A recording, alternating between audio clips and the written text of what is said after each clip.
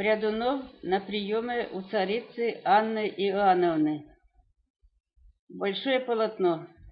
Здесь я показала Прядунова как рудоискателя.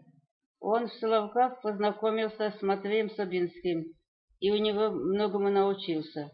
Подружился с сыном Собинского Егором. Прядунов решил заняться поисками руды. Он познакомился еще с Федором Черцовым. За разрешением добывать руду надо было ехать к царице Анне Иоанновне. Она царствовала с 1730 по 40 годы. И они втроем посетили царицу. Она их приняла в своей спальне, так как была больна. При этом присутствовал Берон, фаворит царицы, который фактически руководил Россией. Так пишут историки. Царица разрешила Прядунову искать руду, дала денег и угостила их квасом. Долго искали руду, много было неудач. В некоторых местах находили хорошую руду. После неудачных поисков Прядунов остался один.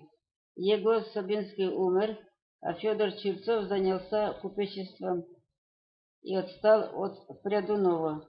К тому времени было известно, что Григорий Черепанов сыскал на Малой реке Ухте нефть. Туда и подался Федор Прядунов.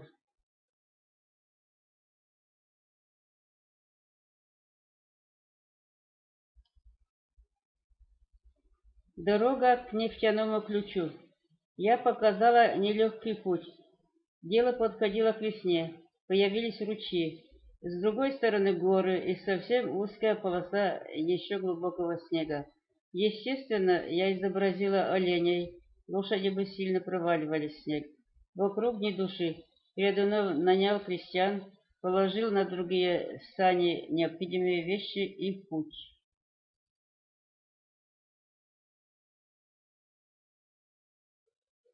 Нефтяной завод у Федора Прядунова. На картине уже построен дом, сарай, баня. Люди бревна таскают вглубь картины для строительства чего-либо.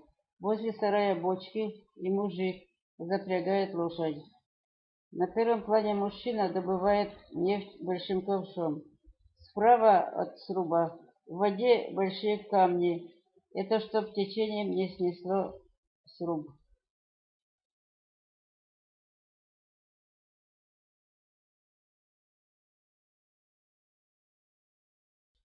Первый Ухтинский медпункт.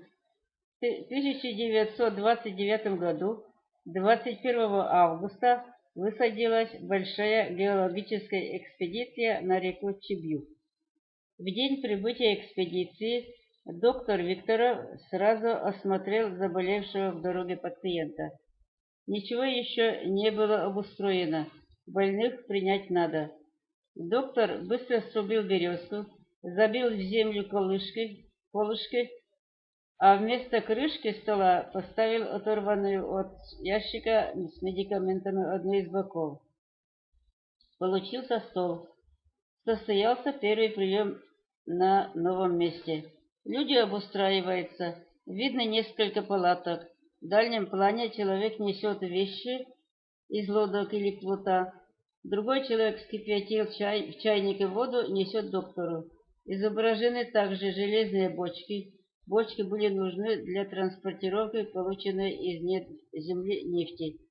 Недалеко видны кучки сгнивших бревен, так как здесь когда-то уже побывали люди, пробовали добыть нефть и были построены жилища. Об этом же говорит сгнивший спиленный пень на первом плане.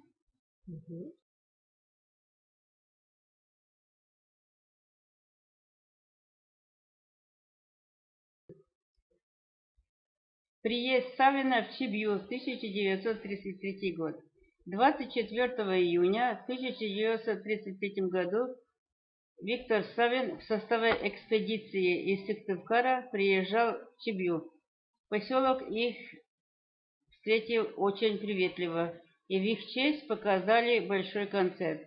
На первом плане картины стоит человек, набросив верхнюю одежду на руку. Он внимательно изучает местность, радуется, что места красивые и к тому же богатые недра. Видны вышки, буровые, добывающие нефти. По возвращении домой он напишет поэму «Уква. Северное Баку». Машина изображена чуть крупнее. На то время это был прогресс. Гужевой транспорт был переведен на автомобильный. Тогда дорога шла ниже поселка. Теперь там, если подняться на гору, находится горзеленхоз.